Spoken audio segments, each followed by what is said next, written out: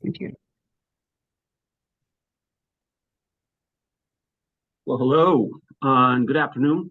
I am Mark McCormick, Chairman of the Kansas African American Affairs Commission, Office of the Kansas Governor. I officially call this meeting of the Kansas African American Affairs Commission on Friday, July 7th, 2023, to order by stating Kansas Open Meeting Act guidelines. Due to distance, health, and safety concerns, members of the public are not in attendance at this meeting. However, full access to this meeting is being provided by a medium of interactive communication. This virtual medium will provide members of the public without cost the ability to listen using teleconferencing as available. The agenda for this meeting has been posted on the Kansas Public Square website and may be requested by emailing the Kansas African American Affairs Commission office at kaaac.ks.gov.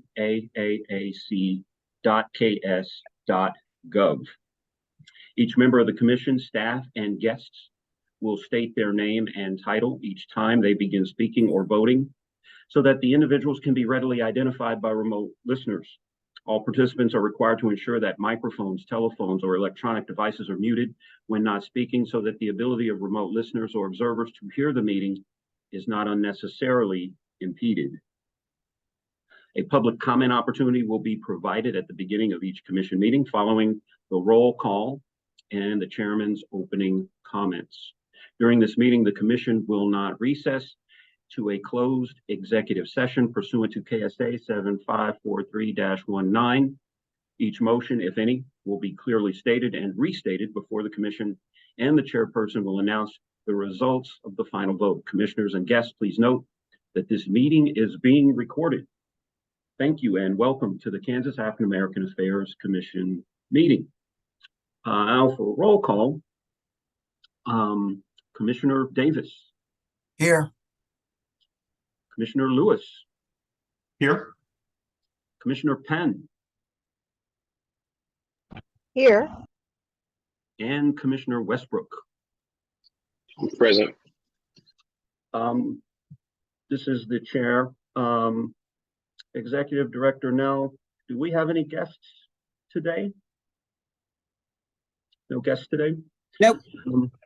I just had a brief statement, and it's not anything terribly formal, but as you're aware, we need to have some elections for the chair and vice chair of the commission today.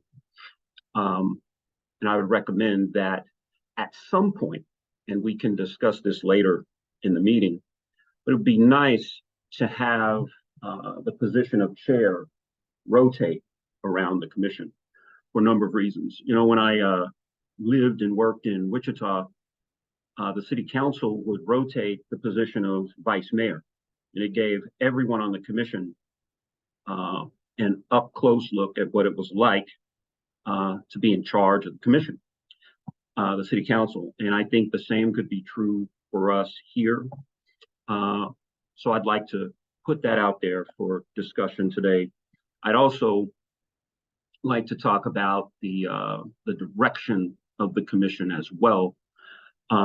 It's been my experience, and I don't want to speak for any of you, but it's been my experience that there are people in the legislature who feel like the work that we're doing here should be an extension of what they're doing in the legislature. And conversely, there are others in the legislature who feel like we are an extension of their political opponents. What I'd like to see us do is move away from the legislature as much as possible and begin focusing on issues like entrepreneurship, business growth, business opportunities, things like that, because we aren't really equipped to properly and thoroughly lobby at the legislature anyhow. And we could have a much greater impact if we were focusing on these areas. So with that said, I'd take any questions from anyone. And if there are no questions, I'll just cede the floor to our executive director.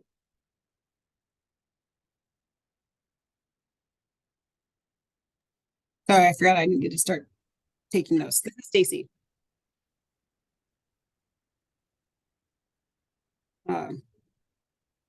Okay. I only have really three things on the agenda today. One is we need to read the statute. Two, we need to read the bylaws. And three, we need to elect officers. No real executive director update. The audit is done. And I don't even know when it's going to be made public. Once I know that, I'll let you guys know, because I don't know when it's going to be made public. So I can't comment about the audit, but having gone through an audit prompted me to contact legal again, or the governor's office legal, and say, okay, listen, what's the what here? What do I need to do? And he kind of, as per our last email, because I asked him this, 2 years ago, I'm like, well, just in case it's changed in 2 years, just go ahead and give me some email documentation that's dated, July of this year. Can you help me out? So here's the upshot, is that we're going to read the statute again in light of knowing that we need to, this is the thing that actually directs how we move forward. I think the thing that personally makes me sad is that I spent a lot of money on strategic planning, and a lot of people participated in the strategic plan. And guess what, y'all? We need to do what the statute says. So I'm going to turn off my camera because I've got like 3 screens, and you'll be looking at the side of my head awkwardly. So I'm going to turn off my camera, but then share my screen. Nope, wrong one. Hang on. This is what I get when I have too many screens up. Sharing is caring. What do you see? Do you see anything? I just see the short version from the legislature's looks like a page on the website. It says statute 2022 statute. Mm-hmm. Oh, good. That's what I want you to see. Okay. That's exactly what I want you to see.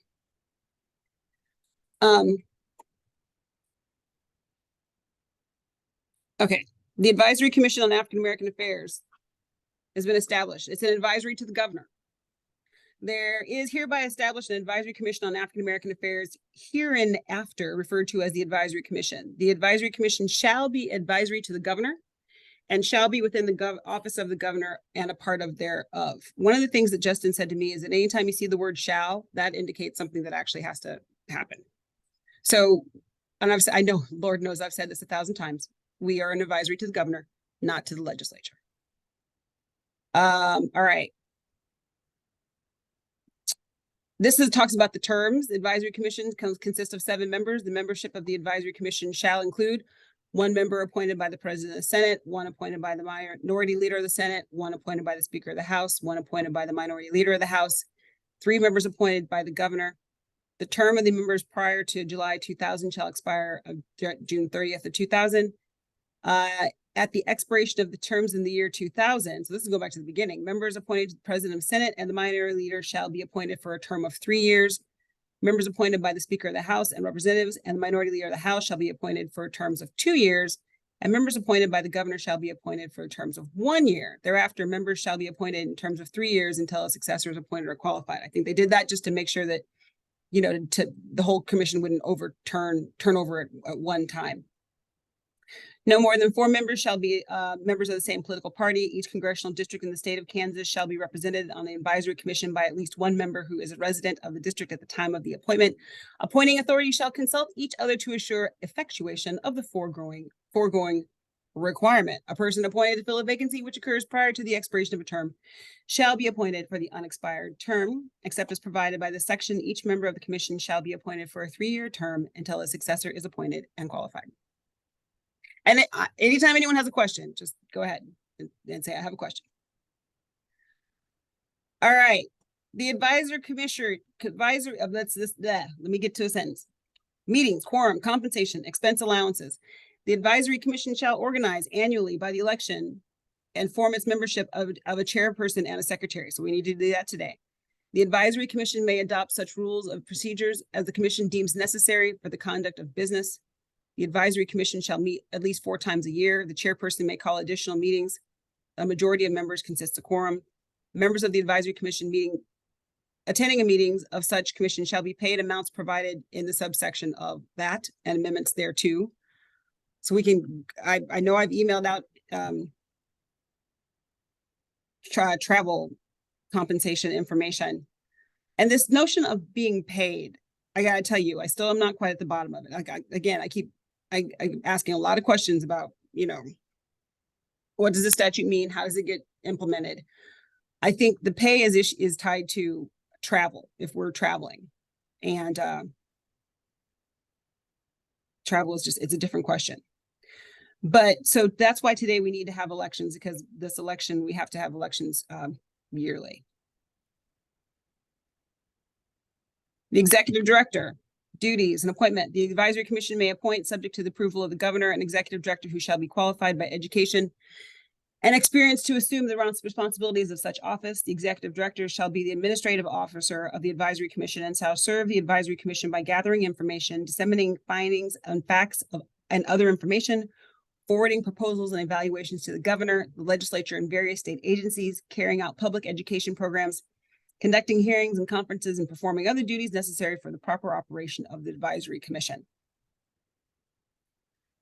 So that, I mean, when I read this, just in terms of how I've interpreted it, things like gathering information and disseminating findings, I think I've tried to do that through the lunch and learns, social media posts. These things just look different depending on who's doing them. Forwarding proposals and evaluations to the governor, the legislature. I did provide testimony, things of that nature. Arranged meetings with at least some people to get to the governor to talk about Black maternal health. Juneteenth, Commissioner New talked to the governor about Juneteenth.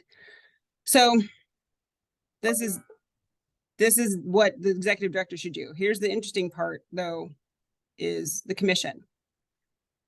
And I've often said, my paragraph's awfully short, but the advisory commission shall have the following functions, powers, and duties. So one thing we need to look at is this word shall. But then there's discussion of what is function, power, and duty. So number 1, gather, disseminate information, conduct hearings, conferences, and special studies on problems and programs concerning African Americans. The second thing, coordinate, assist, and cooperate with the efforts of state departments and agencies to serve the needs of African Americans, especially in the areas of culture, education, employment, health, housing, welfare, and recreation. Third, develop, coordinate, and assist other public and private associations and organizations with the understanding of the problems of the African Americans. Number 4, develop, coordinate, assist other public and private associations and organizations to provide services to African Americans. 5, propose new programs concerning African Americans. 6, evaluate existing programs and propose legislation concerning African Americans. 7, stimulate public awareness of the concerns and problems of African Americans by conducting a program of public education. 8, conduct training programs for community leadership and service project staff. 9, accept contributions to assist in the effectuation of this section and seek and enlist the cooperation of private, charitable, religious, labor, civic, and benevolent organizations for the purposes of this actions. 10, solicit, receive, and expend federal funds to effectuate the purposes of this act and to enter into contracts and agreements with any federal agency for such purposes. And 11, establish advisory committees on special subjects.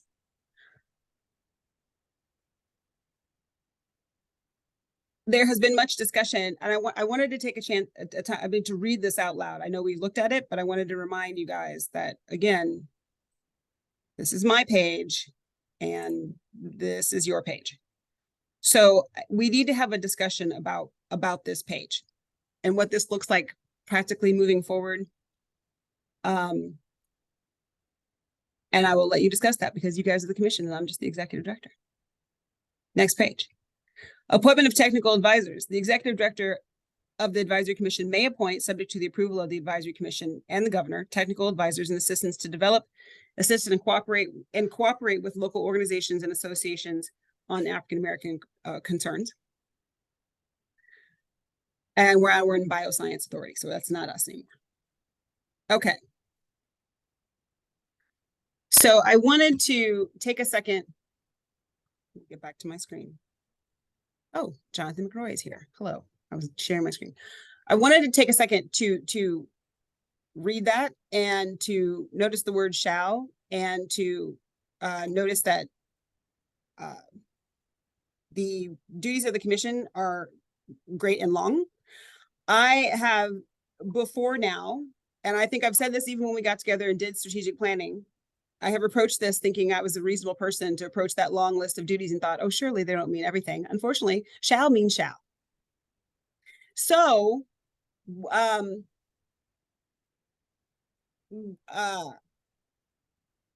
I just wanted to remind everyone what the statute says about the responsibilities and duties of the commission. It is the opinion of Justin Whitten, who's the governor's legal counsel, that perhaps it's not something that all 11 things have to happen every year, but there needs to be noticeable movement on those things. So again, this is the advice of Justin Whitten. This is not the advice of the audit. The audit prompted me to contact legal and say, can you please give me what your opinion is on this? And so he reads it as to maybe this doesn't have to happen each year, but there needs to be a noticeable moving on that. So I wanted to remind everyone what the statute says. And then I also wanted to look at the bylaws, if I can find those. Because the bylaws, to me, the statute is what the statute is. Bylaws control the functioning, like the day-to-day, how does it function? First thing I would like to say, oh, I see a hand. Commissioner, Chairman McCormick. Yeah, this is the chair. Before we move to the bylaws, could I raise some of the questions that I have about the statute? Yes. I'll be brief. There are some shalls there, but as I said at a previous meeting where there was talk about altering the statute, that those shalls are essentially unfunded mandates. We'd need resources to have conferences. We'd need resources to do many of those things that we do not have currently. It also talks about federal funds. In my time on the commission, we've never had a conversation about how to find or utilize federal funds, which would be tremendous. And then the last point I'd like to make is that there are a few people, a couple, pretty animated about what we're doing and maybe more about what we are not doing. Sometimes the best way to deal with critics is to give them work to do to help us. I would love to discuss the idea of developing a kind of auxiliary of people who could help us march toward some of these shalls. But that's all I had.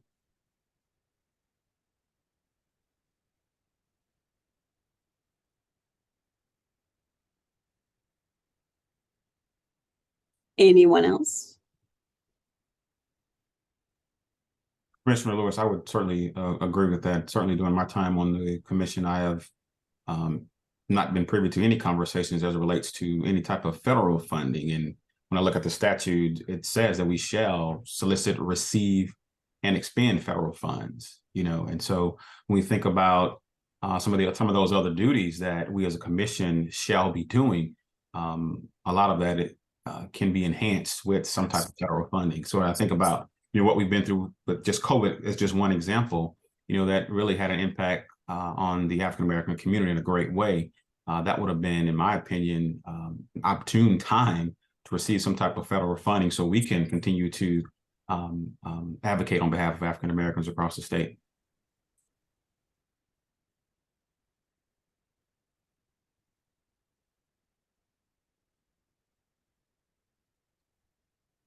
Yep.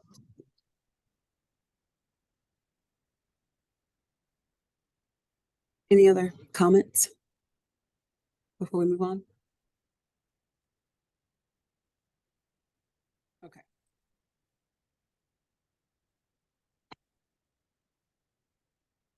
Too many screens.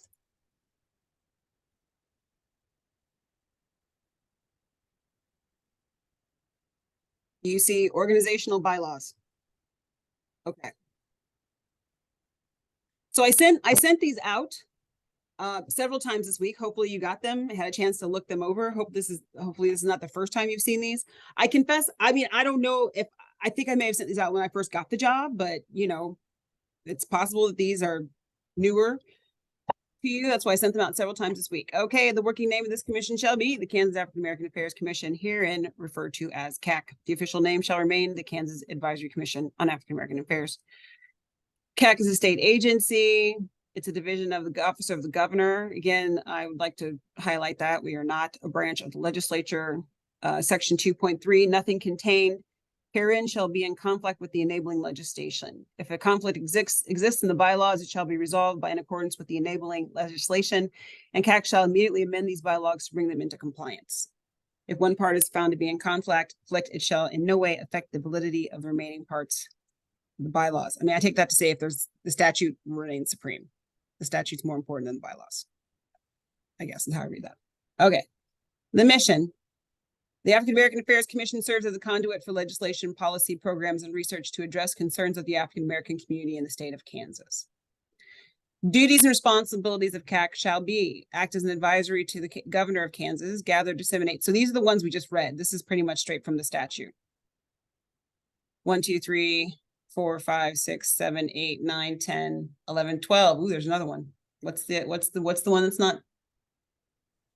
This is Commissioner Lewis. On the bylaws there, A is not within the statute.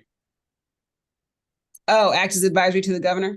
Right. That's not listed as it's referenced in the statute, but it's not in that list. Right. There we go. Thank you. Good catch. Commissioners, again, this goes over the how many party affiliation, 5.4 congressional district. Each congressional district in the state of Kansas shall be represented. 5.5 vacancies. 5.6 expenses, commissioners shall be paid amounts provided in the subsection amended thereto for travel, lodging, per diem as directly connected. In the time that I've been here, I think I've only literally asked you guys to travel once, and that was for strategic planning. I just, in this land of post-COVID, I just don't see me asking you to travel much outside of, if you're in Topeka, I'm like, I'd invite Beryl New to stuff in Topeka, or if there was something in Lawrence, I've invited, if something's in Wichita. And then the responsibilities. Now, this is where it starts to sort of vary. Responsibilities: appointed KAAC commissioner shall attend at least 50% of the 4 meetings annual. Because remember, this is back to the, we are only supposed to meet in the bylaws. It states we only meet four times a year. Serve as an officer or working member of at least one committee, which implies committees are in existence. C, participate in hearings called. D, represent. This is Commissioner McRoy. This is the one I always go back to. And, it says that, participate in hearings called by KAAC, but do we have legislative power to subpoena people for hearings? This is more like hey, if you have the ability and you're willing to participate in what we're doing, then please come. But, I always had trouble with that item there. Thank you. Mm-hmm. Duly noted. Hang on, I should actually note that.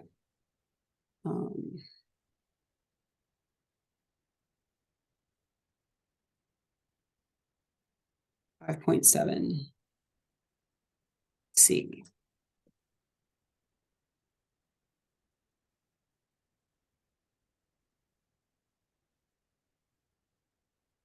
I knew I wasn't going to spell subpoena right the first time. Okay. No, duly noted. D, represent KAAC as requested by public invitation. E, foster a cooperative and supportive team approach with other members of the commission, executive director, and staff, as well as the community at large. And F, represent the commission in a positive manner when speaking with the media and our community at large. Then 5.8 talks about vacancies. 5.9, how we do resign. Officers and duties. And, let me back up for a second. That McCroy, Commissioner McCroy raised this question about 5.7 C. Not to bury the lead, I want to at least float the idea, since these are the bylaws, these are not the statutes. I would like to at least consider, and Lord, it's not going to happen today, But these bylaws, if you see here, these were revised and adopted in May of 2011, which means that they are 12 years old. So it's not, eventually we get down to the point that says these bylaws can be amended. So perhaps this is the group of commissioners that looks to say, well, let's just do a little quick refresh. Now, that's not something that's simple or easy, and it's not going to happen today.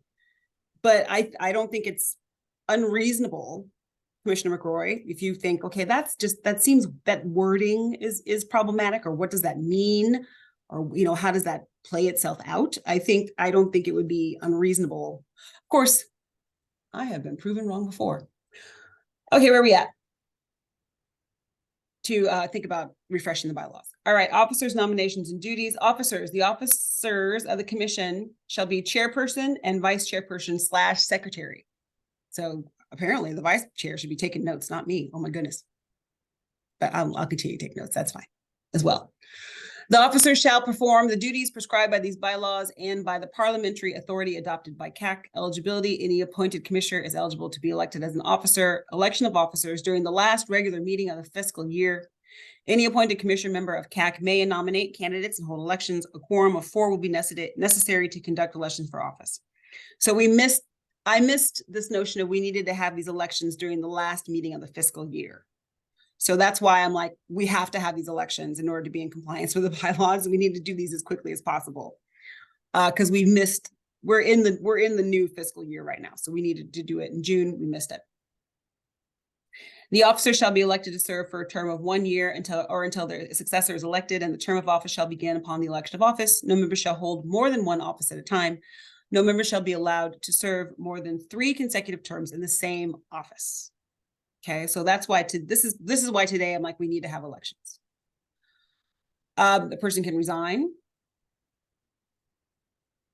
Have to give written notice. They can be removed. Any officer of KAAC may be removed at any time for any reason upon resolution adopted by a KAAC quorum of 4, a vote of 4 commissioners, except for the officer who should not vote at a regular special meeting, who shall not vote at a regular or special meetings at which prior written notice of removal was given to all commissioners.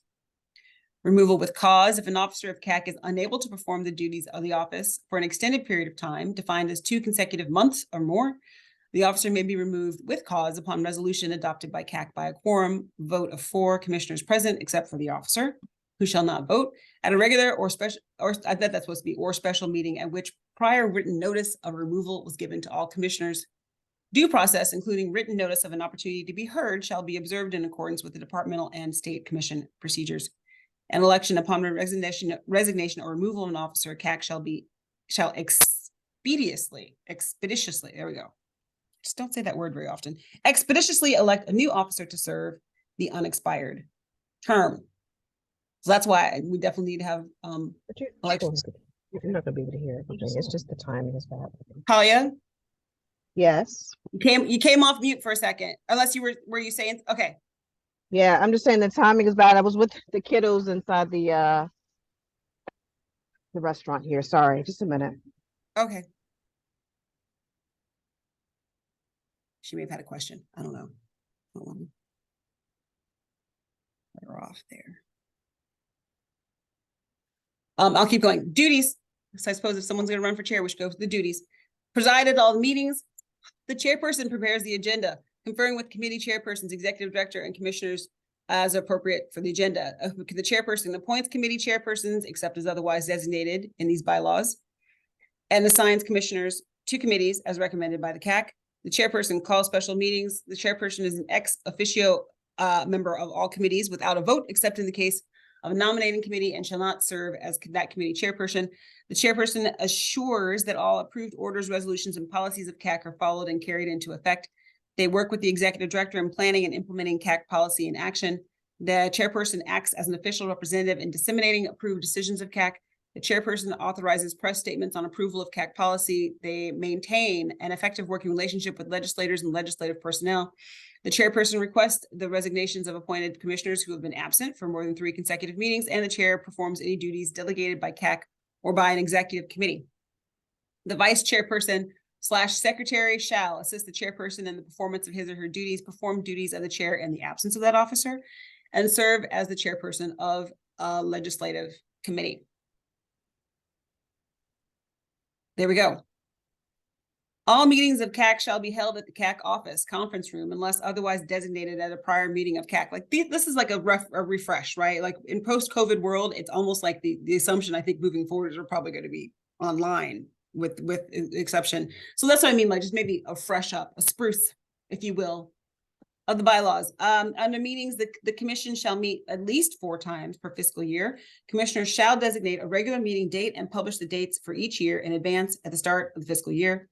Shall be the duty of the chairperson to schedule regular or special meetings of the KAAC unless otherwise ordered by KAAC. Executive session. The executive session may be called by the chairperson or by an executive committee and must be called during a regular session for KAAC administrative purposes. Details of broad business discussed at the executive session should not be disclosed unless they are part of public record. Quorum. A majority of the appointed commissioners, that's 4 of KAAC, shall constitute a quorum, provided at least one is an officer. Attendance. KAAC commissioners are expected to attend all meetings of KAAC. The executive director shall attend all meetings of KAAC unless by a quorum vote of commissioners present and voting, they request their absence. Other KAAC staff shall attend meetings as requested by KAAC. All KAAC meetings are open to the public, and for the first 15 minutes of each regular meeting shall be reserved for public participation. The public may only be excluded for KAAC meetings in compliance with the Open Meeting Act for executive sessions. Voting. KAAC acts through recorded votes of commissioners at duly called meetings unless otherwise specified in these bylaws. Motions are passed by a simple majority of those present and voting. Absent commissioners may submit written statements to be read at the meeting. However, they may not be represented by an agent, and no proxy voting is allowed. The removal of a commissioner. Commissioners may recommend the removal of a commissioner due to violation of board responsibilities. That was section 5.7 by a quorum vote of 4 commissioners. Due process, including written notice and an opportunity to be heard, shall be observed in accordance with departmental and state commission procedures. Final decision of removal must be approved by the governor's office or appointing agent. And then committees. Structure and responsibilities of commissioners shall be determined for each standing committee and shall include the following. I guess so these are the committees, right? A membership. Well, no, structure will be determined. It shall including membership, the term, the duties, the meetings, the quorum, and the specific committee responsibilities. So that's what each committee would have to do. The list of standing committees. Note, the executive committee is responsible for procedure and personnel issues. An executive committee, a budget committee, a legislative committee, a public affairs, health and human services committee, education committee, business and economic development, and special projects. We're on the last page. Special committees and task forces. KAAC has the option to establish special committees apart from the standing committees or subcommittees within the standing committees. KAAC also has the option to establish a task force upon the identification of suitable topics, provided that requirements for funds and staff times are established prior to action by KAAC. The rules contained in Robert Rules of Order shall govern KAAC in all cases to which they are applicable and which they are not inconsistent with the bylaws. And here we go. Amendment. The bylaws may be amended at any regular meeting of KAAC by a majority vote of those commissioners present and voting, providing there's a quorum for present. The amendment must be submitted in writing at the previous regular meeting. Rules and procedures KAAC shall adopt may be amended at any regular meeting, provided that the amendment has been submitted in writing to all commissioners at least 10 days prior to the meeting at which the action is to be taken.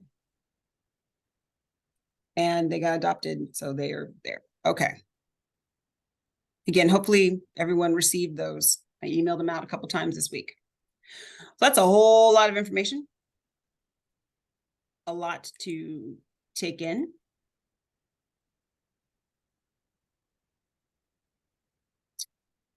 Any other thoughts? Yes. Recognizes Commissioner Davis. Right. Thank you, Commissioner Day. I was trying to find the raise hand thing. I just couldn't find it, but I see where it is now. You had mentioned committees, and I'm looking, D, I believe is 7. That's an ambitious list of committees for a 7-person commission. Obviously, each one of us, if you have 3 on a committee, would have to be on probably 6 or 7 committees, which only serves to focus our attention on any one particular meeting on a particular topic. So, I mean, it kind of organizes our thought into of topics, but that would be, a group this small ends up tending to work as a committee of the whole. And you can have people with special interests take the lead, but I don't know, have that many committees ever really been filled out? I don't know if anyone here's been there long enough to know, but That's my question. I haven't been here long enough to know, and Dr. New unfortunately isn't here. She would be the one who might have the institutional knowledge to be able to say what happened in years Mr. previous. Chair, I can't remember that kind of subcommittee activity in my time on the commission. Commissioner McRoy, neither have I. one other question, if I could, here under duties on the first page, the very first one is what I thought the commission did when I first heard about it years ago. The governor, as busy as he or she might be, would sit down with us 2 or 3 times a year and say, hey, what's going on? What am I missing? What do you need? I need help with this. Some type of communication.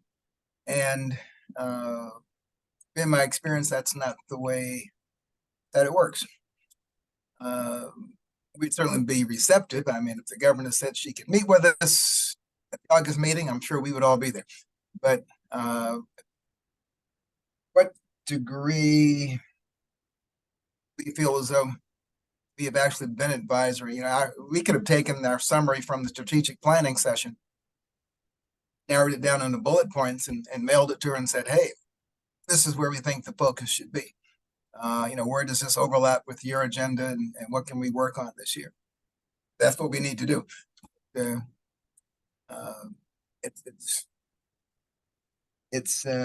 it says we shall advise, basically saying we shall advise the governor.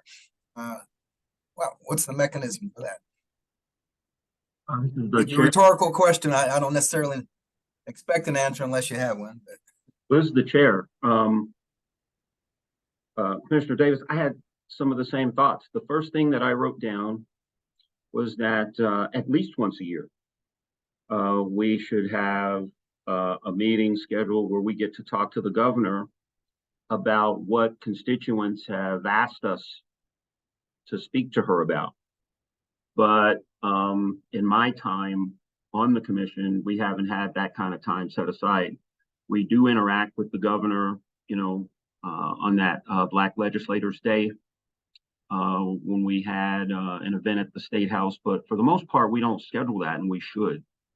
And if you don't mind, I'll run through the rest of my list. Like you, Commissioner Davis, I thought that given the demands of the subcommittees, we really should consider expanding our membership and maybe writing into the bylaws the monthly meetings. 4 times a year doesn't seem sufficient meeting time to have that many subcommittees. So I thought we should expand. I'm also wondering whether there's an appetite for us as a commission to do our own report about what we would need in order to meet the requirements of the statute. Should we have salaries, for example? Can we expand? Can we have set meetings with the governor after we meet with our constituents, those kinds of things? I just wondered if there was an appetite for us to put out a report where we would be expressing what we would need in order to bring ourselves in better alignment with the statute.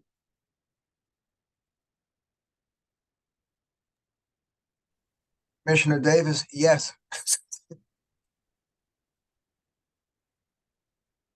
This is the chair. Yes to everything or to the report?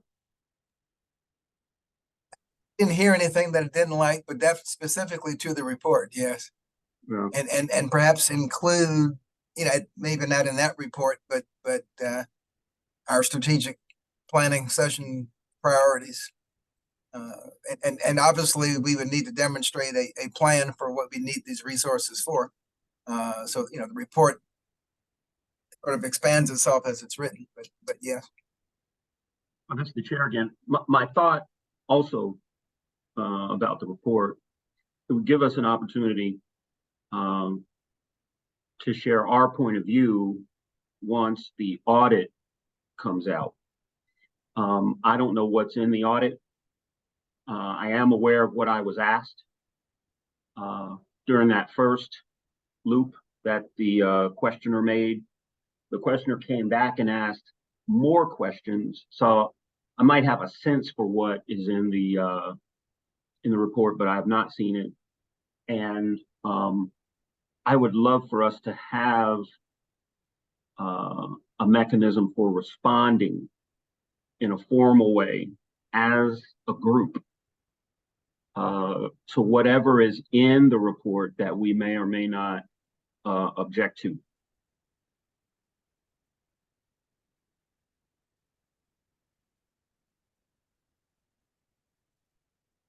That is a good suggestion. I just segue, any ideas when we find that information out?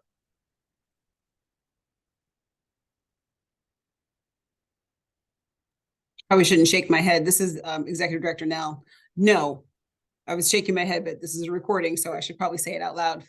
I don't know when it will be made public. Anything between August and October, I just kind of don't know. Mm-hmm. I was trying to get a sense today of how that might look because the legislative post audit met yesterday, and so that it's up on YouTube. So even before this meeting, I was watching that to see how that looks.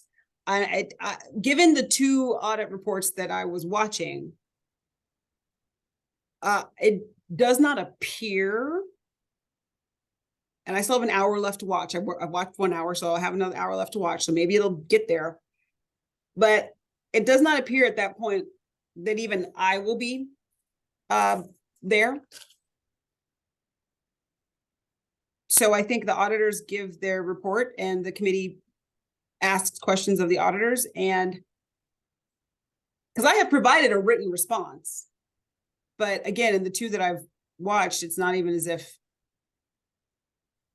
the subject of the audit wasn't there to defend themselves. Now, the one was on election security. And so it's difficult to have like an election officer from 105 counties come and defend.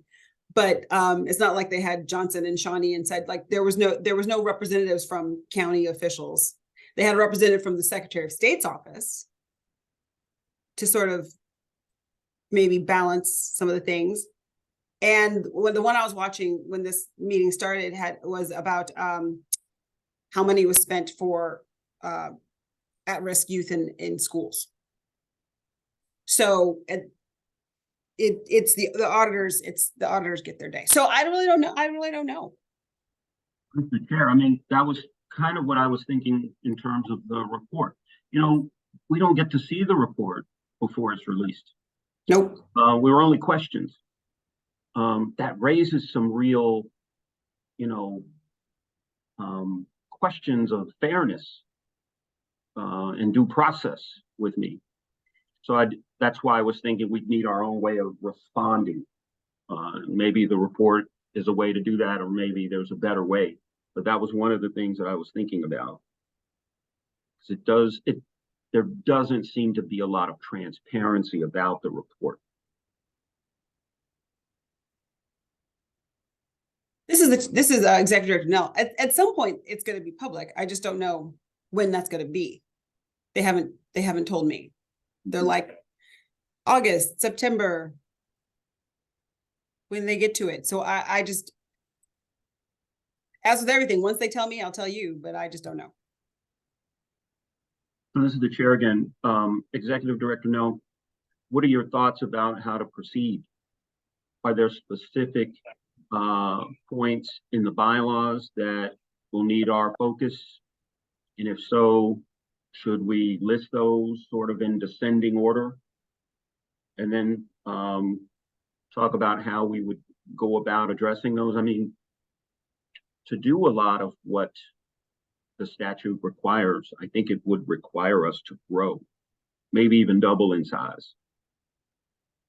So I remember at one point saying, this is Executive Director Nell, at one point in a meeting, that I'm probably gonna be the one director who is trying to get rid of any power that seems to be placed at my feet. Because again, I know I've said this before, when I read the statute, and this has been the question since the beginning, who should be driving this ship? And to me, it seems like the commission, when we read it, like the executive director page was this long and the commission page was, you know, as the paid person, let's just go with the universe we're in. As the paid person, if there's anything, it's like, okay, well, we need to do this. I'm the one whose job it is to, like, I do the lunch and learns. I can go and give testimony at 2:00 on a Thursday with short notice, because this is whereas most of you cannot, right? If I can't imagine a world in which I could call you and say, can you be at Topeka tomorrow at 2? And that most of you would be able to show up. But since this is my job, I can be in Topeka tomorrow at 2 and give testimony on something. So I think as the person whose job it is to sort of do, who's being told to do something, it's really honestly seems to me that it's my job to do what you guys tell me. I think it would be helpful when I read the bylaws, I'm like, they just seem a little old, like they could be refreshed. But in terms of what does that look like, don't think it would be beneficial for me to say what I think the bylaw should look like. I don't think that's my job. Mr. the Chair, I don't think anyone would have an issue with you advising us about what would be the best way forward. Commissioner Davis? Thank you, Commissioner Davis.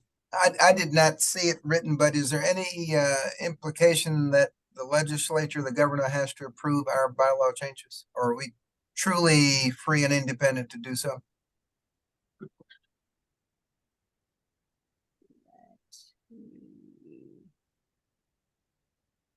Too many screens. Too many screens. I didn't see it written, but I'm sitting here saying, okay, so the legislature is gonna create something and just let it self-govern. Do you see the screen? You see Yes. the bylaw screen? Okay. So the bylaws may be amended at any regular meeting of the KAAC by a majority vote of these commissioners present and voting, providing that there's a quorum. The amendment must be submitted in writing at the previous regular meeting. Rules and procedures the KAAC shall adopt may be amended at any regular meeting, providing that the amendment has been submitted in writing to all commissioners at least 10 days prior to the meeting to which the action is taken. So I think it's, when I read this, to change the bylaws doesn't need to involve anybody. Changing the statute, that would have to go back through the legislature. So as long as the bylaws don't conflict with the statute, we're okay. I guess That's the way I read it.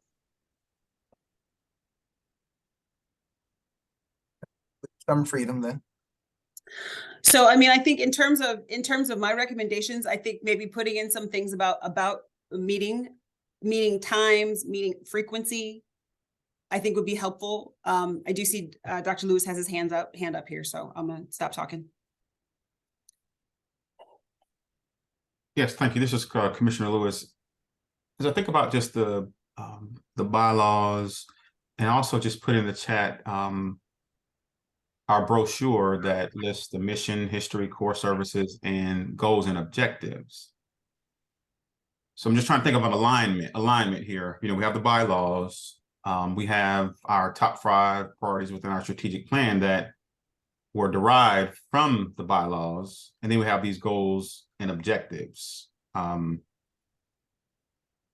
So what should we be following, I guess? You know, we did a tremendous amount of work with the strategic plan and developing those top 5 priorities, again, that are kind of reorganizing the bylaws. And so do we want to move forward with, because this is probably outdated as well. And so do we just need to update this with our top 5 priorities? And And I also think about this is a lot of work to be done. And you, Director Nell. And so as I think about just some of the research that we need to do, some of the, I also think about just the state of Black Kansas. Where can one go, whether you're a business, an organization, or an individual, where can one go to just like a dashboard? What is the state of Black Kansas from an economic standpoint, from a housing standpoint, from education? That data should also help drive our work as well. So our mind is kind of just going in several different directions, but most importantly, thinking about what is our what are our guardrails, and then what are our guiding posts? What do we need to be working towards? Mr. Chair, I had similar thoughts, Commissioner Lewis. For example, I was thinking about, the need for us to have an election, the need for us to establish subcommittees so that we can put ourselves in alignment with the statute. But it would seem to me that there is work that we'd have to do before both of those things, to get that done. It's not something I think we could get done today necessarily. We're on the same wavelength there.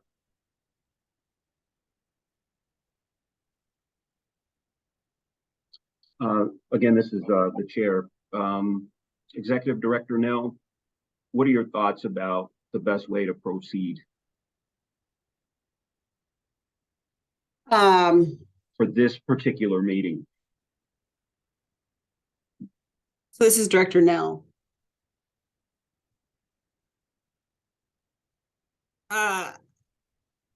The only thing, given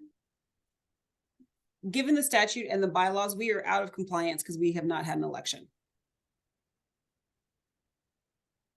And from the executive director position, the only thing that I'm truly concerned with is doing my best to keep you guys in compliance. So I don't vote though. If you guys decide not to have an election today, that's fine. But I will say, in order for us to stay in compliance, we need to have an election. We should have had it in June, and we didn't. So we are now out of compliance. We couldn't change the bylaws today if we wanted to, because it needs to be in writing 10 days ahead of time and disseminate it out. So I think my only goal coming in today was we need to have an election, and to float the idea that perhaps if you guys wanted to modify, update, refresh the bylaws, that could be work to be undertaken. Mr. Chair, I'd like to hear from the rest of the commissioners about both of those items that the executive director just mentioned. The election and the work that could come down the line for us. What are your thoughts about that, Commissioner Westbrook? This is Commissioner Westbrook. So I am in complete agreement with the idea and suggestion of updating anything that we can. Seeing that these documents are roughly a decade old and things have changed. But pre-COVID, post-COVID, and then just with us as a group and the different dynamics in what we have to offer. I don't know what the initial group looked like, but it may not reflect what we are now, and of course the administrations and everything else. So I think just a refresher would be great. And then I'm also on board with a vote if we can successfully conduct one today. I'm all for it. My apologies. I'm in the car with a bunch of children heading to St. Louis, so it's a little loud back here. Okay. Thank you, Commissioner. Commissioner McRoy. Yes, this is Commissioner McRoy. Thank you, Mr. Chair. I just want to reiterate exactly what Commissioner Lewis was saying on data. I think that if we had the capacity internally to collect the appropriate data and make data-driven decisions, that would keep us as objective as possible.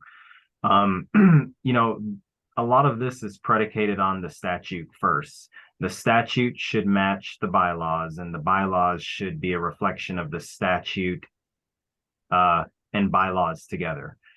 I think that we should consider some sort of working group to look at this that may involve even members from the committee that would be responsible for rewriting a statute to be more in alignment with our goals.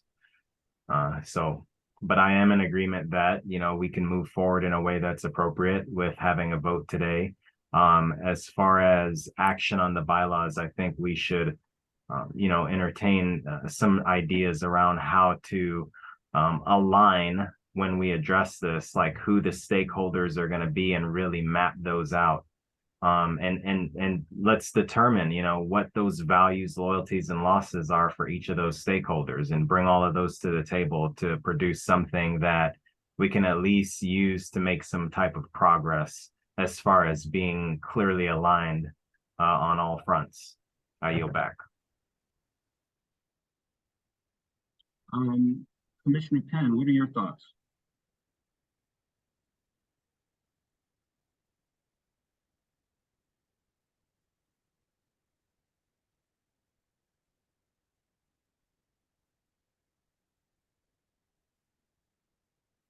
Commissioner Penn, are you there?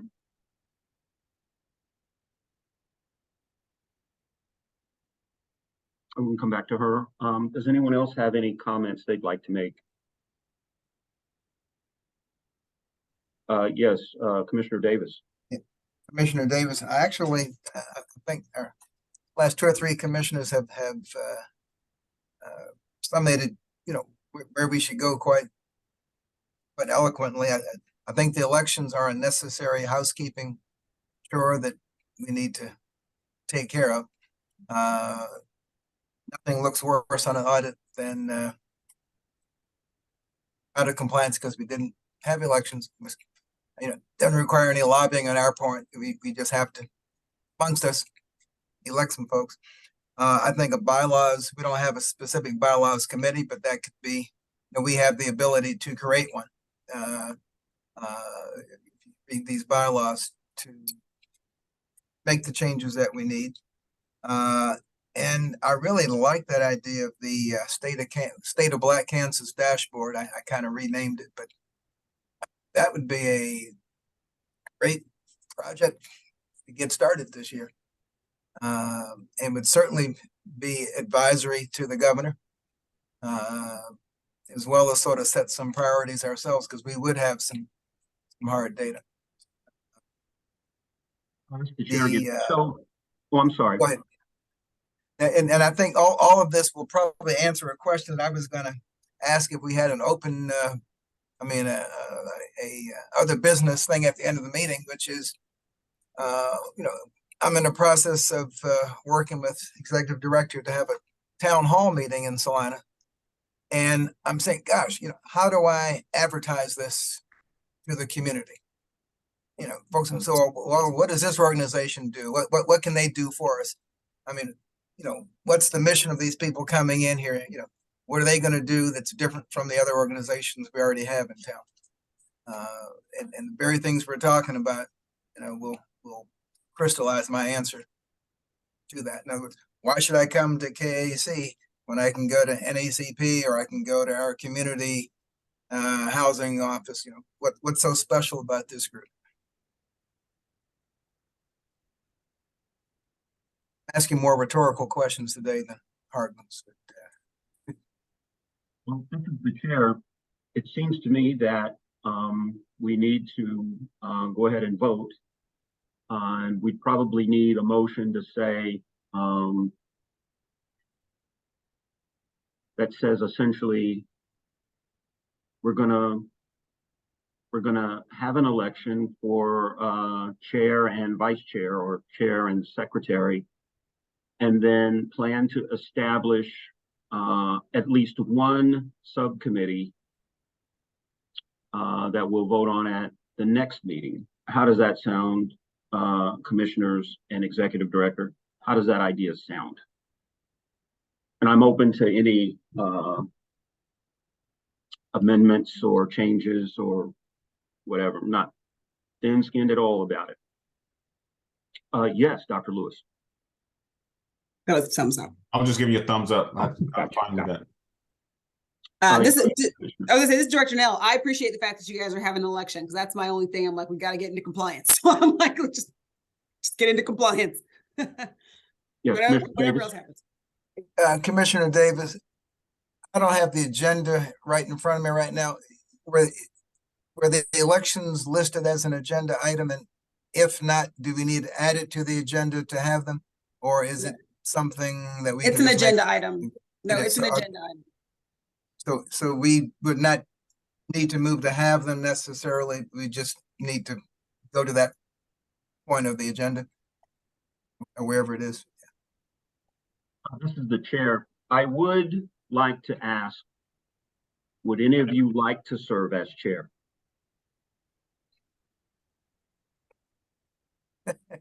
I saw that, Mr. Davis.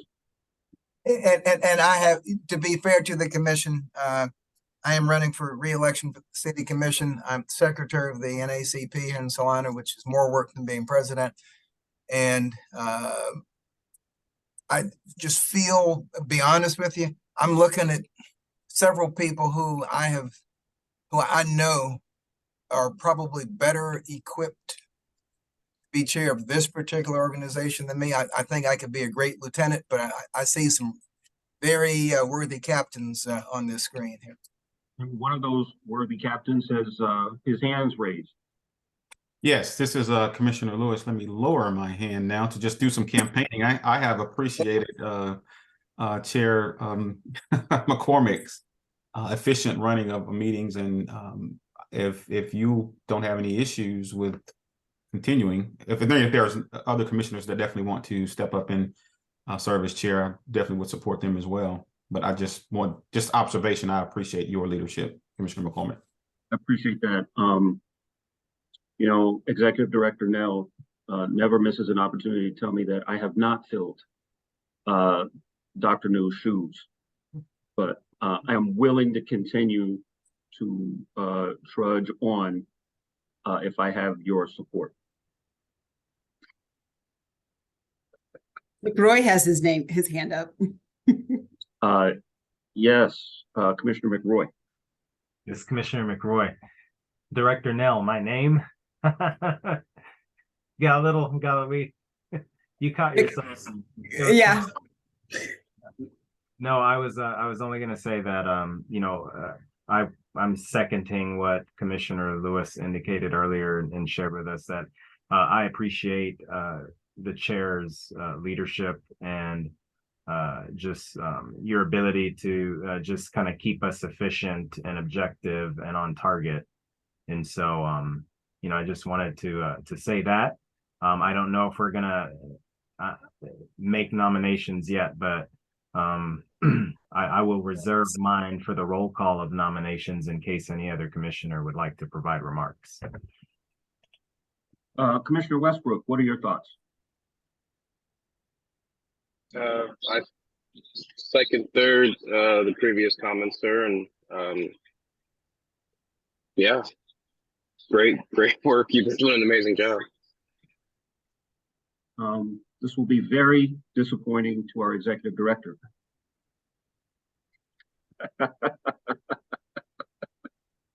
Okay, this is recorded, so I'm gonna be nice.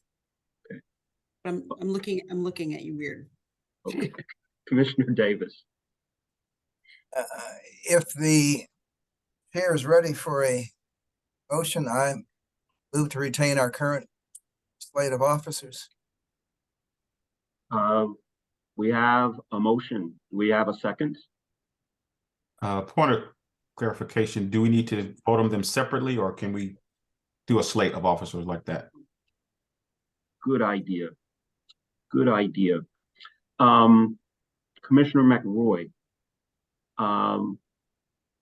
would you like to continue in that position, or would you be interested in one of your fellow commissioners taking up that role? Sure. Thank you for that, Mr. Chair. I would like to open it up, actually. I am open if someone else would like to serve in that capacity. As the chair, would anyone else like to serve as vice chair / secretary?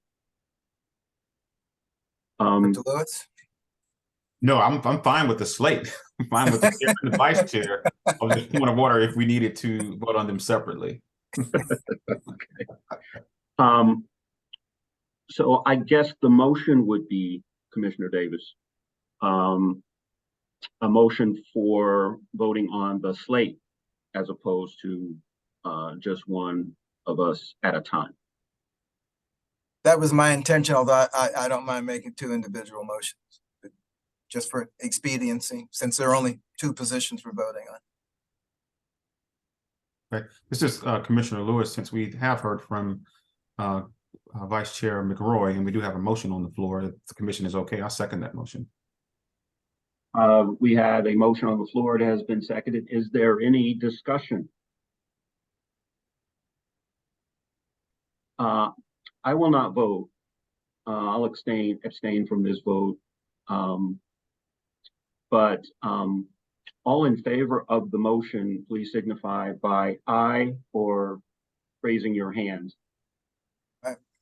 Aye. All opposed? Looks like the motion carries. Hang on. I saw Trent Davis. I saw Anthony Lewis. I saw Westbrook come off mute and I heard him say aye. So that's 3 votes. And Jonathan, I was looking to see McRoy. Right, this is Commissioner McRoy. I was abstaining too as I was on that ballot. So right now we only have 3 votes, which is not a quorum. So Talia needs to say something. For parliamentary expediency, then we can break it into 2 separate elections. Therefore, only one of them has to abstain on each vote. And that would Okay. get us up to 4. And this is Commissioner Lewis. In my world, in school board world, an abstention is a no vote. So is that the same here? Neither, well, honestly, neither the bylaws nor the statute said anything about that. So Okay. I just didn't want to appear to be voting for myself. Mm-hmm. There is, you might, well, I don't know that there's any who have a vote. I mean, if you were in an election, you get a ballot just like anyone else. Okay. And I don't think there's anything in Robert's Rules of Order that's There's some- expressly prohibits that. It's a bit of a twist here. So do we need to rescind the previous motion and then vote one at a time, or can we vote again? How does that work? I don't mind making, I will, since that motion failed because of lack of a quorum, I don't even need to rescind it. I can just make a second motion. So I'm trying to read if since we have that bylaws pulled up, I don't think it doesn't cover. It doesn't cover that. We'd probably have to get a Robert's Rules of Orders, and I know I got one in the backseat of my car, but not up here in the office. For expediency's sake, as you said, Commissioner Davis, I would entertain a second motion and a revote. Thank you. I move that our current chair, Mark McCormick, be elected for another term as our chair. It's Commissioner Lewis. I second that. Any discussion? Please signify by saying aye or raising your hand. Aye. Okay, so I've got Trent, Lewis, Westbrook came off mute and said aye, and Jonathan McRoy's hands up is aye. So that's 4. And if you were saying that he could vote for himself, that's 5. So we've cleared it. Okay. I would entertain a motion for our vice chair / secretary as well. Mr. Chair, I nominate Jonathan McRoy to continue as our vice chair and secretary. I would second that. Is there any discussion? Please signify by raising your hand or saying aye. Aye. Okay, so I've got Davis, Lewis, Westbrook came off mute and said aye, and McCormick, and I see Talia has her hand raised her hand as well. Is that for a question, Talia? Or are you voting? I'm sorry, I'm just getting back in. Yes, I'm voting. Okay, then we're good. So we have, this is the chair, we have cleared the fundamental hurdle that you had for us for this meeting today, Executive Director. Thank you. I'm happy now. Thank you. I appreciate that. I'll cede the floor to you also. Any other business, old or new? This is Executive Director Nell. No business. I knew this was going to take time. We're over an hour, and I always try to aim to keep this, meeting expeditious so that we're not taking up huge amounts of your time. The only thing I knew we had to get accomplished today was the election of officers. I do think I think it would be great to, I don't know if you could set up a committee today to deal with the bylaws, because I think it would behoove us to, as Commissioner Lewis said, bring everything together to make sure that we're all in agreement.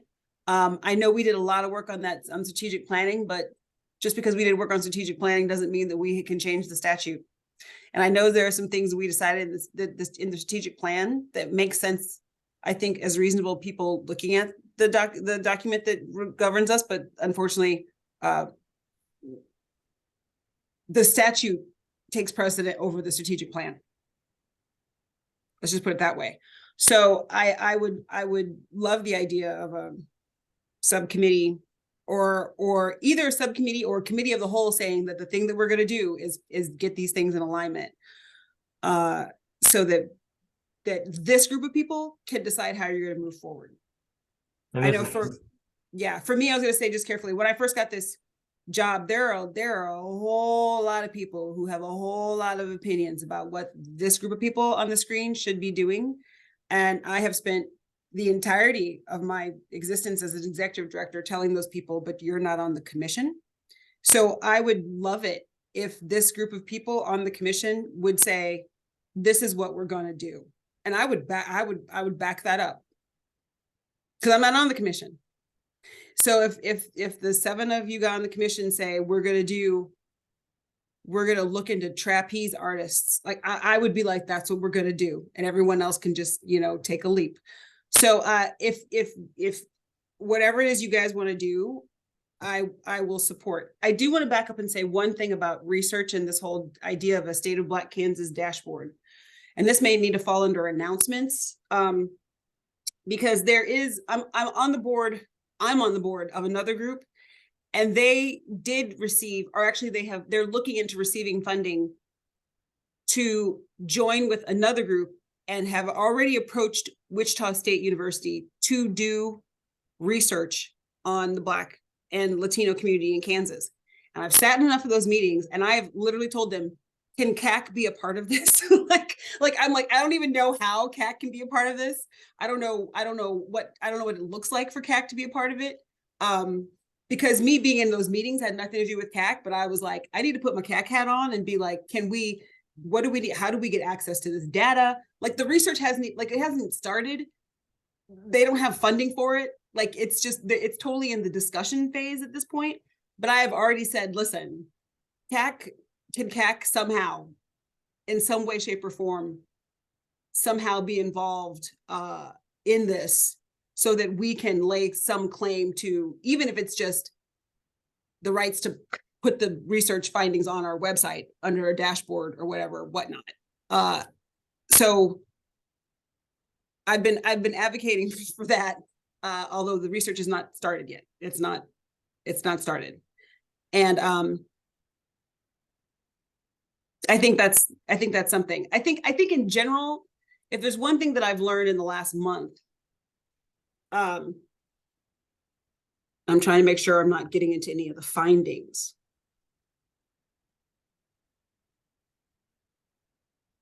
But I think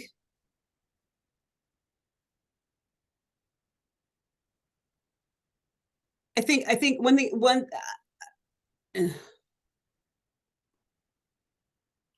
trying to make sure I don't cross any lines.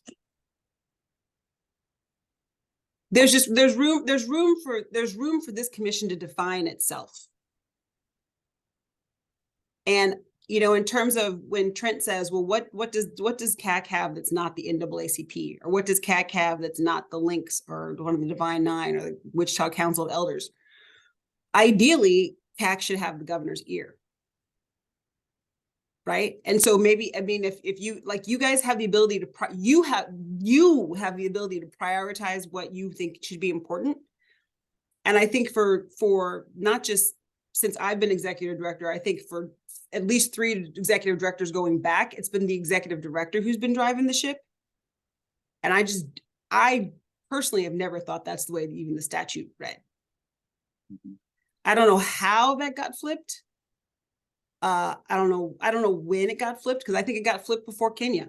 I think it got flipped. I'm not sure when it got flipped, but I personally would love to see the 7 of y'all figure out what are you going to do to distinguish yourself. And if you decide what our number 1 priorities, we're going to meet with the governor 4 times a year. Well, guess what? Then it's my job to figure out how to get you guys on the schedule. Right. This is the chair. Could we let Trent get in? Yeah. Thank you. And I think the executive director may have started answering my question. I was gonna, and I really like that closing that she just gave. Just for some quick suggestions on how to market us in a town hall. And it's, I know we are late, and it's something I can certainly call chair and executive director and rest of you and ask about. I really like the idea of us, you know, instead of waiting to be defined, define ourselves, go for it. You know, my grandfather used to say, keep doing it till I tell you to stop. Good idea, but I need to start advertising like in the next 4, 5, 6 days. And after the meeting's over, executive director, if we can finalize the date, be good. Any suggestions from and who else here is down at town hall? Just the Wichita people. Okay. This is the chair. I'd like to be a part of your event in Salina, just to support you. I'd be there. Love to have you. A couple things. One, for 3 years, I have been working with Wichita State. In 2020, Wichita State declared a book of my newspaper columns, the campus read. And as a part of that process, I had to speak at their convocation. And I talked in that convocation about Wichita State developing a certificate or a curriculum or even a degree program that would help students who are interested in addressing systemic inequality. And that's what I've been working with them on for the last 3 years. There's an independent board that operates outside the university that's working on curriculum, but it's also working on taking some of the skills that exist on campus and introducing them to people in the community. A couple of examples. The zip code I was born in leads the nation in Black infant mortality, the 67214. Wichita State has a nursing school. Perhaps those nursing students should be given prenatal care of some sort to women in the 67214 zip code. There's been a lot of business loss there. There could also be entrepreneurship classes, so some applied learning. So I wanted you all to know that I was working on that, and that whatever research comes out of that, I would try to make sure that this commission had access to it. The second point I'd like to make is that I would like for everyone to consider what committee they would like to serve on and come back to the next meeting prepared to talk about that.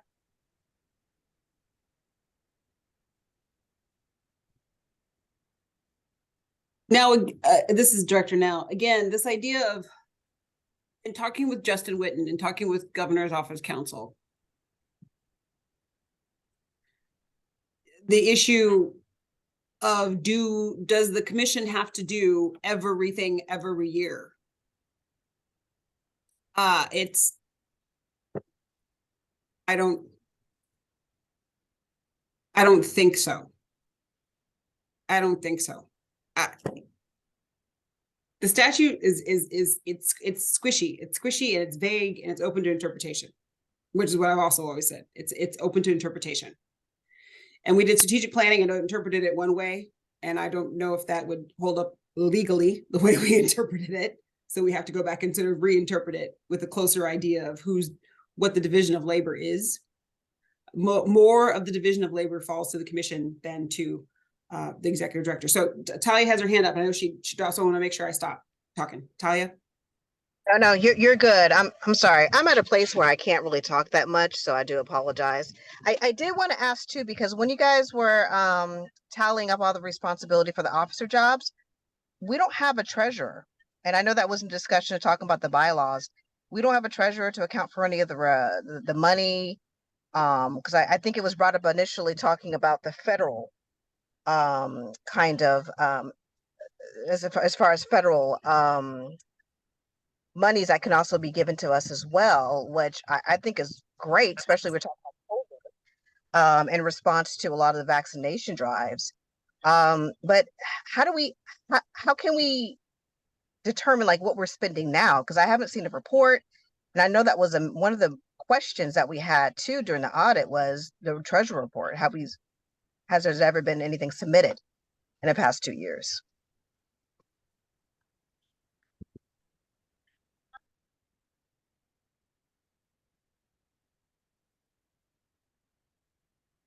So this is Executive Director Nell.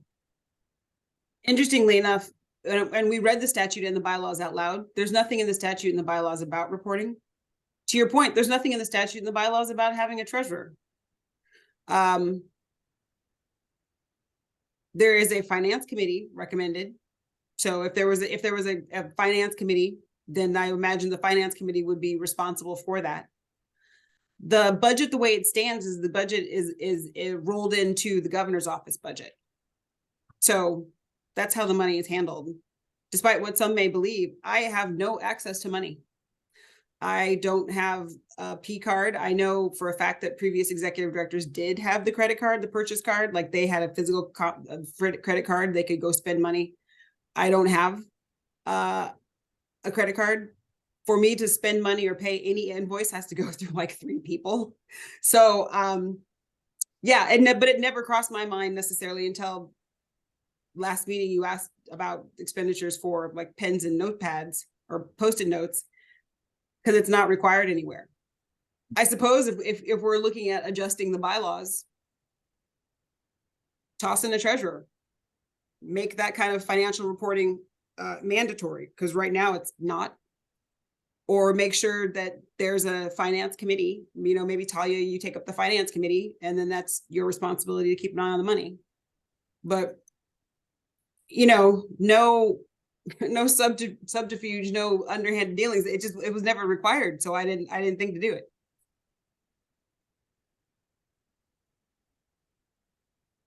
So we have no accountability for any of the funds that's coming from the governor's office?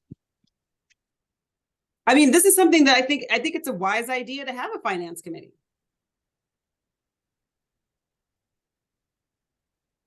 No, I'm not saying for a finance committee. Because I know with the other previous executive directors, there was some kind of financial report that was given. There was something that was some kind of oversight, at least with the commissioners, and that had a buy-in, an involvement. And I just haven't seen that. I'm just kind of curious. Yeah, and I mean, the simple truth is that it's again, I read the whole statute and read the whole bylaw. It hasn't been, it's not mandated. Like this may sound like just me making just a flat excuse, and it seems as though you may think that's the case, but it never crossed my mind to do that because it was never mandated to do so. So, like last year when we had election for offices, because I read the bylaws and thought, holy mackerel, we need to have elections. If something was said, oh, you need to do this, I'm like, oh, and that's why even today I'm like, the thing that we have to do is we need to have elections, because I know that's in the bylaws. I know that's in the statute. We have to do it. We have to have a chair. We have to have a vice chair. I am all for if you would like to amend the bylaws. Again, I think I even started saying, I think amending the bylaws is a very needed thing. These bylaws were from 2011.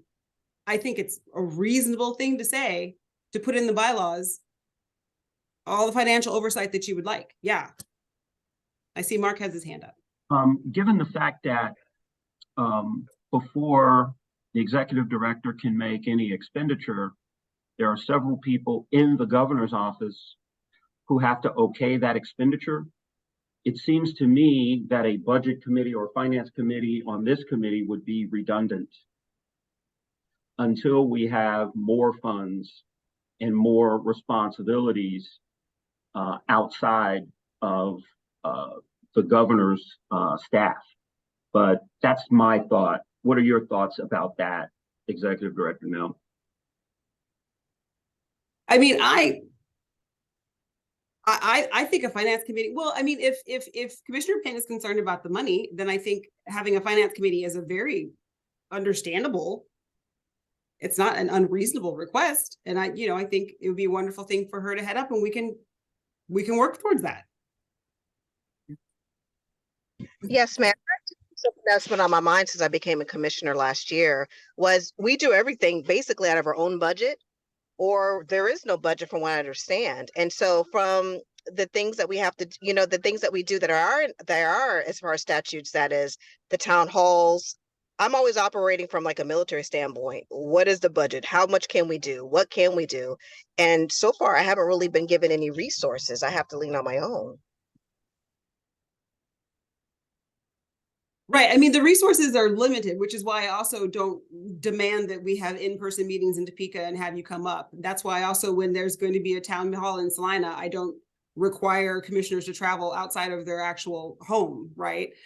When we had, if you recall, when we had the town hall in Wichita, one of the rocks that was thrown is, well, why isn't the entire commission here? And I'm like, well, why would I ask Trent Davis to, on his dime, or take his time to drive to Wichita when I've got 2 commissioners here, right? Like, I understand that the resources are limited. We don't have a lot of money, which is why I haven't demanded that you guys do anything outside of like where you are. But again, I am not opposed to a finance committee. I'm not opposed to it. It just, it never crossed my mind because it wasn't in statute. Commissioner Lewis, were you trying to get in? I just want to ask a clarifying question. Executive Director Mayor, were you suggesting that within the bylaws we establish a finance committee or utilize the budget committee that's already in the bylaws? Oh, maybe I'm budgeting committee, whatever. Okay. If there's a committee that's supposed to be looking at money, then great. Okay. Yeah, there is a budget committee, so I think that's where that should, live. Yeah. This is the chair. Is there any other discussion? If not, I would entertain a motion to adjourn with the reminder that I would like the commissioners to be thinking about what subcommittee they'd like to serve on, so that the next time we met, we could start putting that structure together. And I appreciate everybody's time and patience today. We just went over the hour-and-a-half mark, but there was some important business that we needed to take care of. And I appreciate the way everybody pulled together and threw in. But I would, if there are no other comments, accept a motion to adjourn. Yes, sir. Just one final comment that's really kind of tied to the work going forward. There was an article came out. I know it came out in the Journal World, may have come out across Kansas yesterday about the new report that what we already knew in terms of Black maternal health, that Kansas was lower than some of the states, higher rates of mortality for Black women than surrounding states. And so again, that should be the work that we're focusing on as well. So when I saw that, it kind of shook me to the core in terms of, hey, this is the work that we should be, well, just a piece of the work that we should be focusing on as well. Yeah, this is the chair. I would agree with that wholeheartedly. And we also have resources, from the KU School of Medicine and Dr. Charla Smith, who's working with a number of organizations, including I think Alpha Phi Alpha is doing a national, they're pushing a national effort to help in situations where Black women are facing higher mortality rates in childbirth. It's in addition to Black infant mortality, but Black mother mortality as well. And those efforts are well underway here in this part of the state, the northeast part of the state, and in Wichita, where there's a satellite KU med school as well. But I would agree with that as well. This is Director Nell, not to toot my own horn, but Dr. Charlotte Smith, Sapphire Garcia lies out of Wichita, and Hakima Payne of the Uzazi Village in Kansas City, Missouri, have all been on my lunch and learns. You guys should watch them. Some of them are really interesting. And Dr. Charlotte Smith quoted in that article as well. Yeah. I mean, so this is, and for the past 2 years, I've been involved in the whole maternal mortality thing. And have provided testimony when Charlotte has tried to get legislation through. But again, these are the things that I would say that if y'all want, if whatever you decide, however you want to shape this commission moving forward is the thing that I want. I don't want it to be made in my image, right? Because I just don't. I don't think that's the way the statute reads. And a lot of people have a lot of opinions. Boy, do they all, everyone, it's like a belly button. Everyone's got an idea of what this commission should be doing. I don't particularly care what the commission should be doing unless the 7 of you are in agreement of what the commission should be doing. I'm a big girl. People can throw rocks at me all day long. They bounce off. But I would really love if you guys could come up with an idea of this is what's going to be important for us. If it's Black maternal outcomes or maternal mortality, or if it's economic and business development, because I will say I continue to find myself in a lot of economic business development that space. And this is the other thing that I think we need to figure out or adjust or move with, because one of the things that's said in the statute is that, dealing with other state agencies. That's why I keep finding myself in these conversations with the Department of Commerce. Now, do I invite all of you guys to the conversations I have with Department of Commerce? Or like there needs to be a real figuring out what is this balance between executive director and commission. But again, I would love for you guys to figure out what that balance is, not for the external voices that are yelling at us to figure out what that balance is, not even for the audit to figure out what that balance is. I would love for the commission to figure out what that balance is. Not even for me, because I think the commission for at least the last 3 executive directors ahead of me has gone the route of the directors. The director has been the driving force. And I just don't think, I don't know if that's the most effective, because there's only 1 director, but there's 7 commissioners. So if 7 people are saying this is what's important, then that's 7 people, as opposed to me saying we're all going to look at. The chair, and I feel like under your leadership, we've had to spend some time focusing on structure. And I think once we have our structure in place, then we can start focusing on how we're going to brand ourselves. And part of that structure is setting up the subcommittee structure. But I think I'm looking forward to both of those discussions. That could be something that we take on at our next meeting. Okay. So I would entertain a motion to adjourn. Commissioner Lewis. Davis. Commissioner Davis, second. It's been moved and seconded. Any discussion? Please signify by voting with a hand or saying aye. Aye.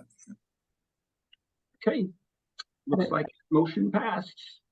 And again, I want to thank everyone for their patience today and the fact that we got some really important work done today.